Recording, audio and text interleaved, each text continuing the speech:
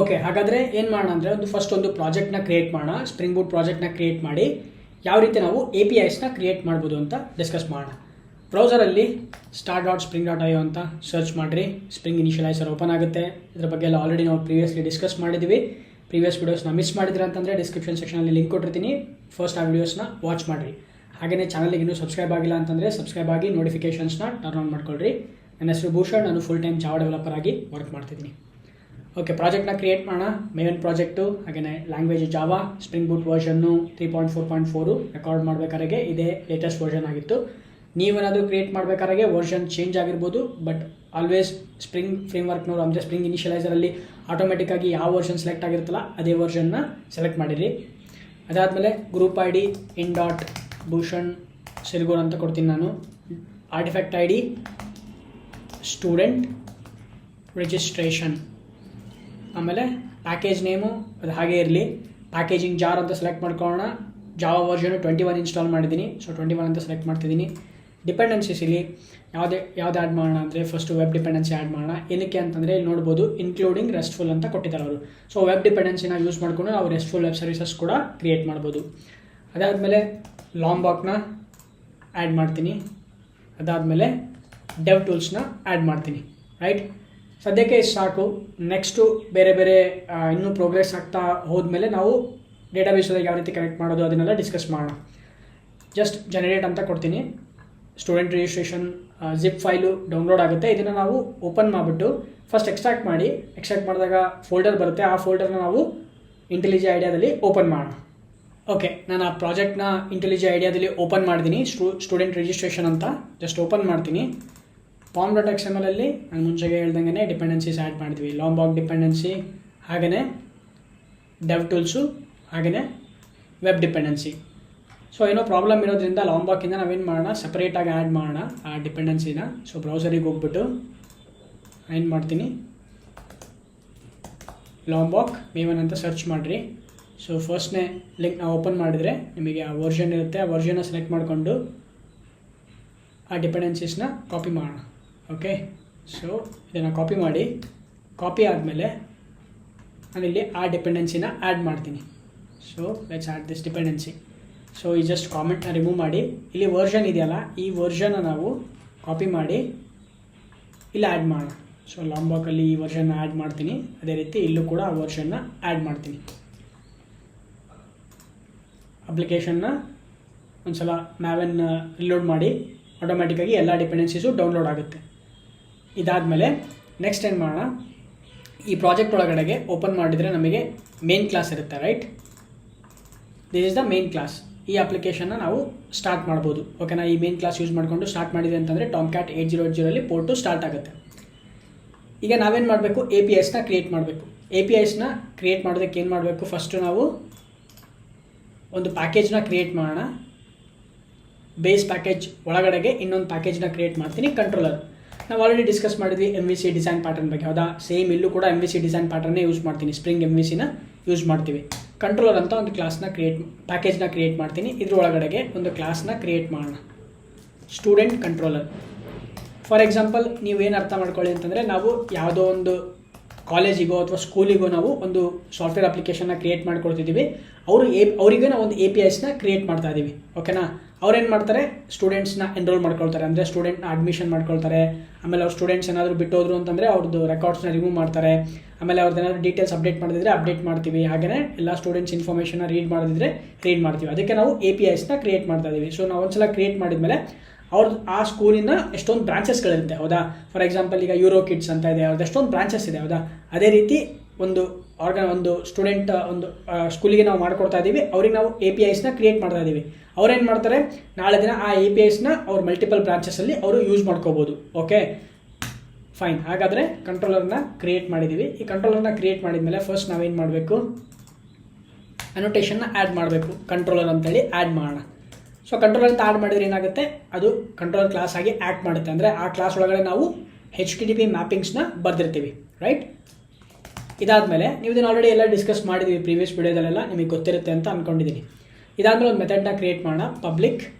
ನಾನೇನು ಮಾಡ್ತೀನಿ, ಜಸ್ಟ್ ಒಂದು ರಿಟರ್ನ್ ಟೈಪ್ ಸ್ಟ್ರಿಂಗ್ ಅಂತ ಕೊಡ್ತೀನಿ. ಅಂದರೆ ನಾನು ಈ ಮೆಥಡಲ್ಲಿ ಒಂದು ಸ್ಟ್ರಿಂಗ್ನ ರಿಟರ್ನ್ ಮಾಡ್ತಾ ಇದ್ದೀನಿ ಅಂತ ಅರ್ಥ. Public string add student, okay, ಅಥವಾ ರಿಜಿಸ್ಟರ್ ಸ್ಟೂಡೆಂಟ್. ಒಂದು ಸ್ಟೂಡೆಂಟ್ನ ರಿಜಿಸ್ಟರ್ ಮಾಡೋಣ, ರಿಜಿಸ್ಟರ್ ಸ್ಟೂಡೆಂಟ್. ಇಲ್ಲ ನಾನೇನು ಮಾಡೋಣ, ಒಂದು ಸ್ಟ್ರಿಂಗ್ನ ರಿಟರ್ನ್ ಮಾಡ್ತೀನಿ, taking the admission for A student, taking the admission for a student. Okay, ಈಗ ಸೆಮಿಕೋಲನ್ ಮಾಡ್ತೀನಿ. ಸೊ ನಾವೇನು ಮಾಡಬೇಕು, ನಾವು ಮುಂಚೆಗೆ ಹೇಳಿದ್ವಿ, ಈ ಒಂದು ನಮಗೆ ಇದೊಂದು ಸರ್ವರ್, ಓಕೆನಾ, ನಾವೀಗ ಏನು ಸ್ಪ್ರಿಂಗ್ ಬೂಟ್ ಅಪ್ಲಿಕೇಶನ್ ಕ್ರಿಯೇಟ್ ಮಾಡ್ತಿದ್ದೀವಲ್ಲ, ಇದು ಸರ್ವರಾಗಿ ಆ್ಯಕ್ಟ್ ಮಾಡುತ್ತೆ. ಸ್ಟಾರ್ಟ್ ಮಾಡಿದಾಗ ಟಾಮ್ ಕ್ಯಾಟ್ಸ್ ಸ್ಟಾರ್ಟ್ ಆಗುತ್ತೆ. ಓಕೆ, ಸೊ ಇಲ್ಲಿ ಇದು ಒಂದು ಮೆಥಡ್. ಓಕೆ, ಈ ಒಂದು ಮೆಥಡ್ಗೆ ನಾವೇನಂತ ಕರಿತೀವಿ ಅಂದರೆ ಒಂದು ರಿಸೋರ್ಸ್ ಅಂತ ಕನ್ಸಿಡರ್ ಮಾಡ್ತೀವಿ. ಯಾಕಂದರೆ ಈ ಮೆಥಡಲ್ಲಿ ಒಂದು ಡೇಟಾನ ನಾವು ರಿಟರ್ನ್ ಮಾಡ್ತಾ ಇದ್ದೀವಿ. ಯಾರು ಈ ಒಂದು ಡೇಟಾ ಬೇಕಾಗಿರುತ್ತಲ್ಲ, ಯಾರಿಗೆ ಈ ಒಂದು ಡೇಟಾ ಬೇಕಾಗಿರುತ್ತಲ್ಲ, ಅವರು ಈ ಒಂದು ಕ್ಲಾಸಿಗೆ ರಿಕ್ವೆಸ್ಟ್ನ ಕಳಿಸ್ತಾರೆ, ಅಂದರೆ ಈ ಒಂದು ಸರ್ವರಿಗೆ ರಿಕ್ವೆಸ್ಟ್ನ ಕಳಿಸ್ತಾರೆ. ನಾನೇನು ಹೇಳಿದೆ, ರಿಕ್ವೆಸ್ಟ್ನ ಕಳಿಸಿದಾಗ ಅವರು ಐಡೆಂಟಿಫೈಯರ್ನ ಕೂಡ ಕಳಿಸ್ಬೇಕು. ಓಕೆನಾ, ಏನಕ್ಕೆ ಐಡೆಂಟಿಫೈಯರ್ ಕಳಿಸ್ಬೇಕು, ನಮ್ಮ ಒಂದು ಸರ್ವರ್ ಒಳಗಡೆಗೆ ಆ ಒಂದು ರಿಸೋರ್ಸ್ನ ಐಡೆಂಟಿಫೈ ಮಾಡ್ತೀವಿ ನಾವು. ಐಡೆಂಟಿಫೈ ಮಾಡಿದ ಮೇಲೆ ಡೇಟಾನ ಪ್ರೊವೈಡ್ ಮಾಡ್ತೀವಿ ಅವರಿಗೆ. ಸೊ ಹಾಗಾದರೆ ನಾವು ಈ ಒಂದು ಮೆಥಡಿಗೆ ಒಂದು ಐಡೆಂಟಿಫೈಯರ್ನ ಕೊಡೋಣ. ಸೊ ಐಡೆಂಟಿಫೈಯರ್ ಕೊಡೋದಕ್ಕೆ ನಾವೇನು ಮಾಡ್ತೀವಿ, ಫಸ್ಟ್ ಆಫ್ ಆಲ್ ನಾವು ರಿಕ್ವೆಸ್ಟ್ ಮ್ಯಾಪಿಂಗ್ನ ಯೂಸ್ ಮಾಡ್ತೀವಿ. ರಿಕ್ವೆಸ್ಟ್ ಮ್ಯಾಪಿಂಗ್, ಈ ರಿಕ್ವೆಸ್ಟ್ ಮ್ಯಾಪಿಂಗಲ್ಲಿ ನಾವು ಐಡೆಂಟಿಫೈಯರ್ನ ಪ್ರೊವೈಡ್ ಮಾಡ್ತೀವಿ. ಐಡೆಂಟಿಫೈಯರ್ ಅದು ಯಾವುದು, URI, ಓಕೆನಾ, ಯೂನಿಫೈಡ್ ರಿಸೋರ್ಸ್ ಐಡೆಂಟಿಫೈಯರ್ ಅಂತ ಕರಿತೀವಿ. ಯುನಿಕ್ ರಿಸೋರ್ಸ್ ಐಡೆಂಟಿಫೈಯರ್ URI ಅಂತ ಕರಿತೀವಿ. ಇಲ್ಲಿ ಐಡೆಂಟಿಫೈಯರ್ನ ಕೊಡಬೇಕು. ನಾವು ಐಡೆಂಟಿಫೈಯರ್ನ ಯಾವ ರೀತಿ ಕೊಡ್ತೀವಪ್ಪ ಅಂತಂದರೆ, ಸ್ಲ್ಯಾಶ್ ಕೊಟ್ಬಿಟ್ಟು ಅದಕ್ಕೊಂದು ಐಡೆಂಟಿಫೈಯರ್ ನೇಮ್ನ ಕೊಡ್ತೀವಿ. ಫಾರ್ ಎಕ್ಸಾಂಪಲ್ ಸ್ಲ್ಯಾಶ್, ಅದಾದಮೇಲೆ ಫಾರ್ ಎಕ್ಸಾಂಪಲ್ ರಿಜಿಸ್ಟರ್ ಸ್ಟೂಡೆಂಟ್ ಅಂತ ಅನ್ಕೊಳ್ಳಿ, ಇದಕ್ಕೆ ನಾನು ರಿಜಿಸ್ಟರ್ ಅಂತ ಕೊಡ್ತೀನಿ. Okay, fine. ಸಿನ್ಸ್ ಇದು ಸ್ಟೂಡೆಂಟ್ ಕಂಟ್ರೋಲರ್ ಆಗಿರೋದ್ರಿಂದ ನಾನು ಈ ಕ್ಲಾಸ್ಗೆ ಕೂಡ ಒಂದು ರಿಕ್ವೆಸ್ಟ್ ಮ್ಯಾಪಿಂಗ್ನ ಆ್ಯಡ್ ಮಾಡ್ತೀನಿ. ಇದೇನಾಗಿರುತ್ತೆ, ಸ್ಲ್ಯಾಶ್ ಸ್ಟೂಡೆಂಟ್ಸ್ ಅಂತ ಅಂದ್ಕೊತೀನಿ. ಈಗ ಕ್ಲೈಂಟು ಈ ಒಂದು ರಿಸೋರ್ಸ್ನ ಈ ಒಂದು ರಿಸೋರ್ಸ್ ಅವ್ರಿಗೆ ಬೇಕಾಗಿದ್ದರೆ ಅವ್ರೇನು ಮಾಡಬೇಕು, ನಮಗೆ ರಿಕ್ವೆಸ್ಟ್ನ ಕಳಿಸ್ಬೇಕು. ಸೊ ರಿಕ್ವೆಸ್ಟ್ ಕಳಿಸ್ಬೇಕಾದ್ರೆ ಏನು ಮಾಡಬೇಕಪ್ಪ ಅಂತಂದರೆ, ಈ ಒಂದು URIನ ಅವರು URL ಅಲ್ಲಿ ಪಾಸ್ ಮಾಡಬೇಕು.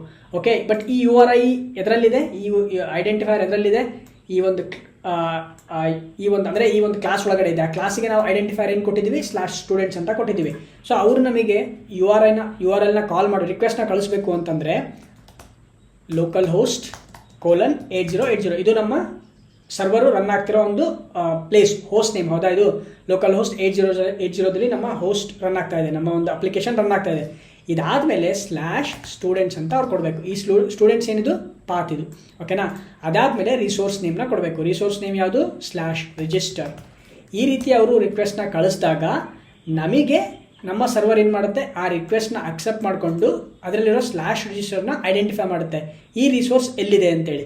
ಈ ರಿಸೋರ್ಸು ನಮ್ಮ ಸ್ಟೂಡೆಂಟ್ ಕಂಟ್ರೋಲರ್ ಇದೆ. ಏನಕ್ಕೆ ಸ್ಟೂಡೆಂಟ್ ಕಂಟ್ರೋಲರ್ ಇದೆ, ಅದಕ್ಕೆ ನಾವು ರಿಜಿಸ್ಟರ್ಗಿನ ಮುಂಚೆ ಯಾವ್ದು ಕೊಟ್ಟಿದ್ದೀವಿ, ಇನ್ನೊಂದು ಐಡೆಂಟಿಫೈಯರ್ ಕೊಟ್ಟಿದ್ದೀವಿ, ಸ್ಲ್ಯಾಶ್ ಸ್ಟೂಡೆಂಟ್ಸ್ ಅಂತೇಳಿ.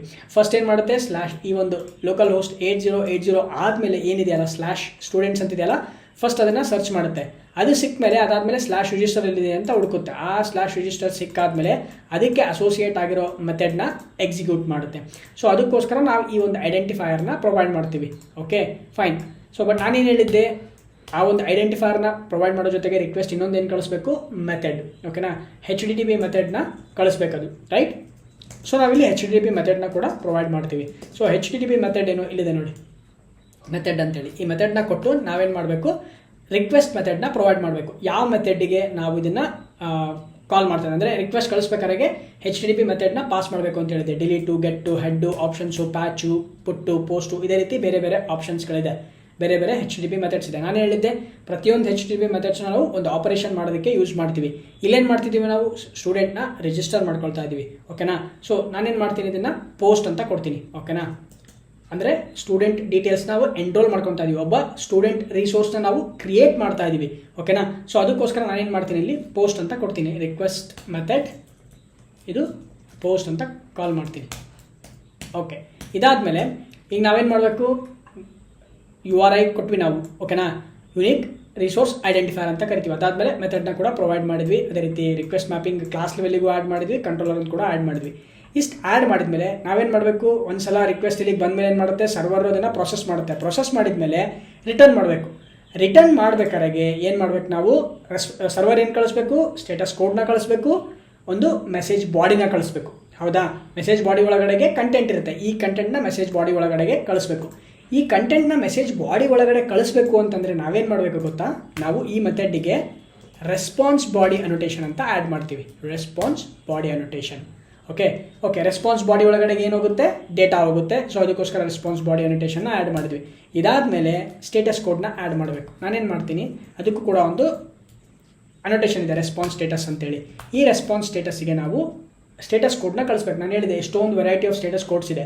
ಅದರಲ್ಲಿ one of the status code ಯಾವುದಪ್ಪ ಅಂತಂದರೆ ಸಕ್ಸಸ್ ಆಗಿದೆ ಅಂತ ಇಂಡಿಕೇಟ್ ಮಾಡಲಿಕ್ಕೆ 200 ಅಂತ ಕರಿತೀವಿ. ಅದನ್ನು ಸ್ಟೇಟಸ್ ಕೋಡ್ ಓಕೆ ಅಂತ ಕರಿತೀವಿ. ಸೊ HTTP ಸ್ಟೇಟಸ್ ಇಲ್ಲಿ ನೋಡಿ ಎಷ್ಟೊಂದಿದೆ, accepted, already reported, bad gateway, bad request, conflict, bandwidth limit exceeded, continue. So ಇದರಲ್ಲಿ ನಮಗೆ ಇಂಟ್ರೆಸ್ಟ್ ಇರೋದು ಯಾವುದು, ಓಕೆ. ಫಸ್ಟು HTTP ಸ್ಟೇಟಸ್ನ ಅಕ್ಸೆಪ್ಟ್ ಮಾಡ್ಕೊಳ್ಳೋಣ, .ಓಕೆ. ಸೊ ಇದ್ರ ಮೇಲೆ ನೀವು ಹೋವರ್ ಮಾಡಿದ್ರಿ ಅಂತಂದರೆ ನಿಮಗೆ ಸ್ಟೇಟಸ್ ಕೋಡ್ನ ತೋರಿಸುತ್ತೆ 200 ಅಂತೇಳಿ. ಓಕೆನಾ, ಲೆಟ್ಸೇ ಇದ್ರ ಒಳಗಡೆ ಹೋಗೋಣ. ಸೊ 200 ಹೌದಾ, HTTP ಸ್ಟೇಟಸ್ 200. ಇದು ಆ್ಯಕ್ಚುಲಿ enum ಇದು. ಆ enumನ ನಾವು ಯೂಸ್ ಮಾಡ್ತಾ ಇದ್ದೀವಿ. HTTP ಸ್ಟೇಟಸ್ ಅನ್ನೋದು enum, ರೈಟ್? ಓಕೆ, ಈಗ ನಾವು ಸ್ಟೇಟಸ್ ಕೋಡ್ನ ರಿಟರ್ನ್ ಮಾಡ್ತಿದ್ದೀವಿ. ರೆಸ್ಪಾನ್ಸ್ ಬಾಡಿ ಅಂದರೆ ಬಾಡಿ ಒಳಗಡೆ ಡೇಟಾ ಬೇಕು, ಅದಕ್ಕೆ ರೆಸ್ಪಾನ್ಸ್ ಬಾಡಿನ ಆ್ಯಡ್ ಮಾಡಿದ್ದೀವಿ. ರಿಕ್ವೆಸ್ಟ್ ಮ್ಯಾಪಿಂಗ್ನ ಪ್ರೊವೈಡ್ ಮಾಡಿದ್ದೀವಿ. ಅದಾದಮೇಲೆ ರಿಕ್ವೆಸ್ಟ್ ಮ್ಯಾಪಿಂಗ್ ಕ್ಲಾಸ್ ಲೆವೆಲಿಗೂ ಕೊಟ್ಟಿದ್ದೀವಿ. ಇದು ಕಂಪ್ಲೀಟ್ಲಿ ಆಪ್ಷನಲ್. ಇದನ್ನು ನೀವು ಕೊಡಲಿಲ್ಲ ಅಂತಂದರೆ ಏನಾಗುತ್ತೆ, ಲೋಕಲ್ ಹೋಸ್ಟ್ 8080/register ಡೈರೆಕ್ಟ್ಲಿ ನಾವು /register ಅಂತ ಕೊಡ್ತೀವಿ. ನನಗೆ ಸಿನ್ಸ್ ಸ್ಟೂಡೆಂಟ್ಸ್ನ ಎನ್ರೋಲ್ ಮಾಡ್ತಿರೋದ್ರಿಂದ ನಾನು ಸ್ಟೂಡೆಂಟ್ಸ್ ಅಂತ ಆ್ಯಡ್ ಮಾಡಿದ್ದೀನಿ, ರೈಟ್? ಅದಾದಮೇಲೆ ಕಂಟ್ರೋಲರ್ ಕೂಡ ಆ್ಯಡ್ ಮಾಡಿದ್ದೀನಿ. ಇಷ್ಟು ಆ್ಯಡ್ ಮಾಡಿದ್ಮೇಲೆ ನಾವೇನು ಮಾಡೋಣ, ಈಗ ಸ್ಟಾರ್ಟ್ ಮಾಡೋಣ ಅಪ್ಲಿಕೇಶನ್ನ.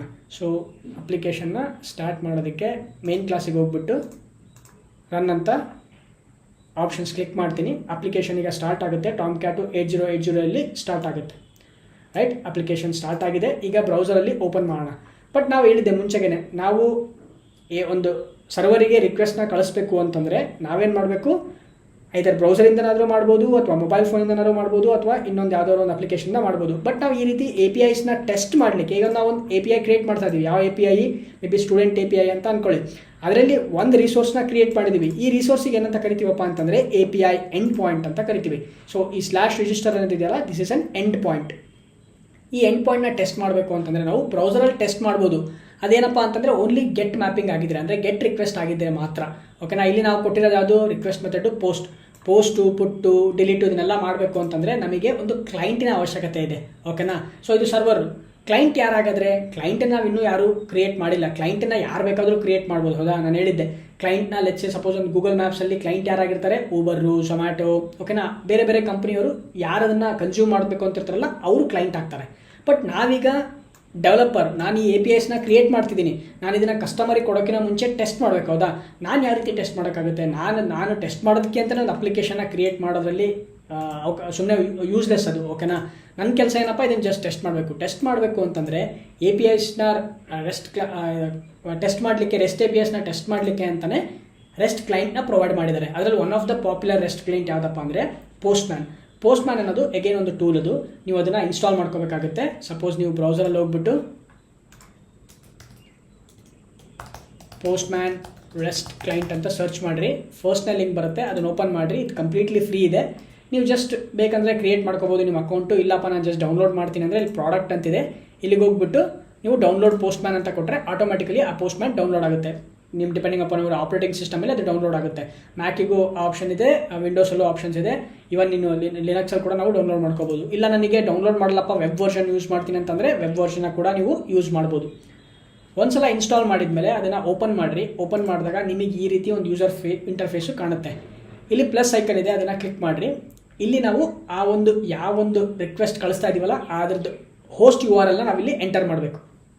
ಸೊ ಯಾವುದಿದೆ ನಮ್ಮದು http:/localhost 8080, ಹೌದಾ? ಲೋಕಲ್ ಹೋಸ್ಟ್ ಅಲ್ಲಿ ನಮ್ಮ ಸರ್ವರ್ ರನ್ ಆಗ್ತಾ ಇದೆ 8080. ಇದಾದಮೇಲೆ ಪಾತ್ ಏನು ಕೊಟ್ಟಿದ್ದೀವಿ, /students. ಆಮೇಲೆ ಐಡೆಂಟಿಫೈಯರ್ ಏನು ಕೊಟ್ಟಿದ್ವಿ, resource identifier register. Okay, register. ಆಮೇಲೆ ಇದು ಇಲ್ಲಿ ಮೆಥಡ್ಸ್ ಇದೆ. ಯಾವ ಮೆಥಡ್ಗೆ ನಾವು ರಿಕ್ವೆಸ್ಟ್ನ ಕಳಿಸ್ತಾ ಇದ್ದೀವಿ, ಪೋಸ್ಟ್ ಮ್ಯಾಪಿಂಗಿಗೆ, ಅಂದರೆ ಪೋಸ್ಟ್ ಮೆಥಡಿಗೆ ಕಳಿಸ್ತಾ ಇರೋದ್ರಿಂದ ಪೋಸ್ಟ್ ಅಂತ ಸೆಲೆಕ್ಟ್ ಮಾಡ್ಕೊಳ್ಳೋಣ. ಸೊ ಇಷ್ಟು HTTP ಮೆಥಡ್ಸ್ ಅವೈಲೇಬಲ್ ಇದೆ. ಅದರಲ್ಲಿ ಪೋಸ್ಟ್ನ ಸೆಲೆಕ್ಟ್ ಮಾಡ್ಕೊಳ್ಳೋಣ. ಅಷ್ಟಾದಮೇಲೆ ವೇರಿಯಸ್ ಆಪ್ಷನ್ಸ್ ಇದೆ ಇಲ್ಲಿ, ಅದ್ರ ಬಗ್ಗೆ ಎಲ್ಲ ನಾವು ತಲೆ ಕೆಡಿಸ್ಕೊಳ್ಳೋದು ಬೇಡ. ಈಗ ಜಸ್ಟ್ ಏನು ಮಾಡೋಣ, ಇಲ್ಲಿ ಸೆಂಡ್ ಅಂತ ಆಪ್ಷನ್ ಇದೆ. ಈ ಸೆಂಡ್ನ ಬಟನ್ ಕ್ಲಿಕ್ ಮಾಡಿದಾಗ ಏನಾಗುತ್ತೆ, ಈ ಒಂದು ಹೋಸ್ಟಿಗೆ ಈ ಒಂದು ರಿಕ್ವೆಸ್ಟ್ ಹೋಗುತ್ತೆ. ಎಲ್ಲಿಂದ ಹೋಗುತ್ತೆ, ಕ್ಲೈಂಟ್. ಇದು ಪೋಸ್ಟ್ಮ್ಯಾನ್ ಅನ್ನೋದೀಗ ಕ್ಲೈಂಟು, ಇದು ಕ್ಲೈಂಟ್ ಆಗಿ ಆ್ಯಕ್ಟ್ ಮಾಡುತ್ತೆ. ಈಗ ಇದನ್ನು ನಾವು ಸೆಂಡ್ ಅಂತ ಕೊಟ್ಟಾಗ ನೋಡ್ಬೋದು ನಮಗೆ 200. ಓಕೆ, ನಾನೇನು ಹೇಳಿದೆ, 200 ಅಂತಂದರೆ request successful, the server has responded as ರೆಕ್ವೈರ್ಡ್. ಓಕೆನಾ, ಸರ್ವರು ರೆಸ್ಪಾಂಡ್ ಮಾಡಿದೆ. ಏನಂತ ಕೊಟ್ಟಿದೆ, 200 ಅಂತ ನಮಗೆ ಸ್ಟೇಟಸ್ ಕೋಡ್ನ ಕಳಿಸಿದೆ. ಅದಾದಮೇಲೆ ನಮಗೆ ಡೇಟಾ ಕೂಡ ಬಂದಿದೆ. ಡೇಟಾ ಎಲ್ಲಿ ಬಂದಿದೆ? ನಮಗೆ ರೆಸ್ಪಾನ್ಸ್ ಬಾಡಿಲಿ ಬಂದಿದೆ. ಇಲ್ಲಿ ಏನು ಡೇಟಾ ಬರುತ್ತಲ್ಲ ರೆಸ್ಪಾನ್ಸ್ ಬಾಡಿ ಅದು, ಓಕೆನಾ. ಸೊ ನಾವಿಲ್ಲಿ ಸ್ಪೆಸಿಫೈ ಕೂಡ ಮಾಡಿದ್ವಿ ನಮ್ಮ ಒಂದು ಮೆಥಡಲ್ಲಿ, ರೆಸ್ಪಾನ್ಸ್ ಬಾಡಿಲಿ ಡೇಟಾನ ಸೆಂಡ್ ಮಾಡಿ ಅಂತೇಳಿ. ಸೊ ಅದಕ್ಕೋಸ್ಕರ ನಾವಿಲ್ಲಿ ಡೇಟಾ ನಮಗೆ ರೆಸ್ಪಾನ್ಸ್ ಬಾಡಿಲಿ ಬಂದಿದೆ, taking the admission for A student ಅಂತೇಳಿ. ಇಲ್ಲಿ ವೇರಿಯಸ್ ಆಪ್ಷನ್ಸ್ ಇದೆ, ಹೆಡರ್ಸು, ಬಾಡಿ, ಸ್ಕ್ರಿಪ್ಟ್ಸು, ಸೆಟ್ಟಿಂಗ್ಸು, ಅದನ್ನೆಲ್ಲ ಆಮೇಲೆ ಡಿಸ್ಕಸ್ ಮಾಡೋಣ. ಸೋ ಫಾರ್ ನಿಮಗೇನು ಅರ್ಥ ಆಯಿತು ಯಾವ ರೀತಿ ಒಂದು APIಗೆ ನಾವು ರಿಕ್ವೆಸ್ಟ್ನ ಕಳಿಸ್ಬೋದು. ರಿಕ್ವೆಸ್ಟ್ನ ಕಳಿಸ್ಬೇಕು ಅಂತಂದರೆ ನಮಗೆ ಒಬ್ಬ ಕ್ಲೈಂಟ್ನ ಅವಶ್ಯಕತೆ ಇದೆ. ಸದ್ಯಕ್ಕೆ ನಾವು ಕ್ಲೈಂಟಾಗಿ ಪೋಸ್ಟ್ಮ್ಯಾನ್ನ ಯೂಸ್ ಮಾಡ್ತಿದ್ವಿ. ಈ ಪೋಸ್ಟ್ಮ್ಯಾನ್ ನಾವು ಏನಕ್ಕೆ ಯೂಸ್ ಮಾಡ್ತೀವಿ? APIಸ್ನ ಟೆಸ್ಟ್ ಮಾಡಲಿಕ್ಕೆ. It is a popular REST client. Across the ಇಂಡಸ್ಟ್ರೀಲಿ ಈ ಒಂದು ಪೋಸ್ಟ್ಮ್ಯಾನ್ ಟೂಲ್ನ ಯೂಸ್ ಮಾಡ್ತಾರೆ, ರೈಟ್. ಅದಾದಮೇಲೆ ಮೆಥಡ್ನ ಸೆಲೆಕ್ಟ್ ಮಾಡ್ಕೋಬೇಕು. ಪೋಸ್ಟ್ ಮೆಥಡ್ ಅಂತ ಸೆಲೆಕ್ಟ್ ಮಾಡ್ಕೊಂಡಿದ್ವಿ, URIನ ಪ್ರೊವೈಡ್ ಮಾಡಿದ್ವಿ /register ಅಂತೇಳಿ. ಅದಾದಮೇಲೆ ಇಲ್ಲಿ ಸೆಂಡ್ ಅಂತ ಕೊಟ್ಟಾಗ ಇಲ್ಲಿ ರಿಕ್ವೆಸ್ಟ್ ಸರ್ವರಿಗೆ ಬರುತ್ತೆ. ಆ ರಿಕ್ವೆಸ್ಟ್ ಏನು ಮಾಡುತ್ತೆ? ಪ್ರಾಸೆಸ್ ಮಾಡಿಬಿಟ್ಟು ಆ ಡೇಟಾನ ಬಾಡಿಯಲ್ಲಿ ಮೆಸೇಜ್ ಬಾಡಿ ಒಳಗಡೆಗೆ ರಿಟರ್ನ್ ಮಾಡುತ್ತೆ. ಸ್ಟೇಟಸ್ ಕೋಡು 200 ಅಂತ ಕೂಡ ಕಳಿಸುತ್ತೆ, ರೈಟ್.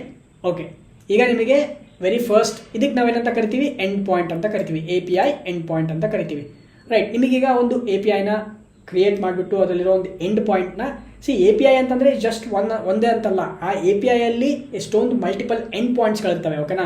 /register ಅನ್ನೋದೊಂದು, ಅದೇ ರೀತಿ /login ಅನ್ನೋದೊಂದು, /add students ಅನ್ನೋದೊಂದು, /get students ಅನ್ನೋದೊಂದು, ಈ ರೀತಿ ಬೇರೆ ಬೇರೆ API ಎಂಡ್ ಪಾಯಿಂಟ್ಸ್ಗಳನ್ನ ಕಲಿತಾ ಹೋಗ್ತೀವಿ. ಸೊ ಥ್ರೂಔಟ್ ದ ಕೋರ್ಸ್ ನಾವು ಎಷ್ಟೊಂದು API ಎಂಡ್ ಪಾಯಿಂಟ್ಸ್ಗಳನ್ನೆಲ್ಲ ಕ್ರಿಯೇಟ್ ಮಾಡ್ತಾ ಹೋಗ್ತೀವಿ. ಅವಾಗ ನಿಮಗೆ ಇನ್ನೂ ಕ್ಲಿಯರ್ ಆಗಿ ಅರ್ಥ ಆಗುತ್ತೆ. ಸೋ ಫಾರ್ ನಾವೇನು ಡಿಸ್ಕಸ್ ಮಾಡಿದ್ವಲ್ಲ, ರಿಕ್ವೆಸ್ಟ್ ಸ್ಟ್ರಕ್ಚರು, ರೆಸ್ಪಾನ್ಸ್ ಸ್ಟ್ರಕ್ಚರು ನಿಮಗೆ ಗೊತ್ತಾಗಿದೆ ಅಂತ ಅನ್ಕೊಂತೀವಿ. ರಿಕ್ವೆಸ್ಟ್ ಏನು ಕಳಿಸ್ಬೇಕು? ಮೆಥಡ್ನ ಕಳಿಸ್ಬೇಕು, ಅದನ್ನ ಇಲ್ಲಿ ಕಳಿಸ್ತಾ ಇದ್ದೀವಿ. ಅದಾದಮೇಲೆ URI ಕಳಿಸ್ಬೇಕು, ಅದನ್ನು ಕೂಡ ಕಳಿಸ್ತಾ ಇದ್ದೀವಿ. ಅದಾದಮೇಲೆ ಸರ್ವರ್ ಏನು ರೆಸ್ಪಾಂಡ್ ಮಾಡಬೇಕು? ಸ್ಟೇಟಸ್ ಕೋಡ್ನ ರೆಸ್ಪಾಂಡ್ ಮಾಡಬೇಕು, ಅದನ್ನು ಕೂಡ ಮಾಡ್ತಾ ಇದ್ದೀವಿ. ಬಾಡಿ, ಮೆಸೇಜ್ ಬಾಡಿನ ಕಳಿಸ್ಬೇಕು, ಅದು ಕೂಡ ಸರ್ವರ್ ಸೆಂಡ್ ಮಾಡ್ತಾ ಇದೆ. ಓಕೆ, ಹಾಗಾದರೆ ನೆಕ್ಸ್ಟ್ ವಿಡಿಯೋದಲ್ಲಿ ಏನು ಮಾಡೋಣ ಅಂತಂದರೆ ಮತ್ತೆ ಬೇರೆ ಬೇರೆ ಎಂಡ್ ಪಾಯಿಂಟ್ಸ್ನ ಕ್ರಿಯೇಟ್ ಮಾಡೋಣ. ಅದೇ ರೀತಿ ಈ ಮೆಥಡ್ನ ರೀಫ್ಯಾಕ್ಟರ್ ಮಾಡೋಣ. ಇಷ್ಟೊಂದು ನಾವು ಅನೋಟೇಷನ್ಸ್ನ ಆ್ಯಡ್ ಮಾಡೋದ್ರ ಬದಲು ಸ್ಪ್ರಿಂಗ್ ಫ್ರೇಮ್ವರ್ಕ್ನವರು ಶಾರ್ಟ್ಕಟ್ ಅನೋಟೇಷನ್ಸ್ನ ಪ್ರೊವೈಡ್ ಮಾಡಿದ್ದಾರೆ. ಆ ಶಾರ್ಟ್ಕಟ್ ಅನೋಟೇಷನ್ಸ್ನ ಯೂಸ್ ಮಾಡೋಣ.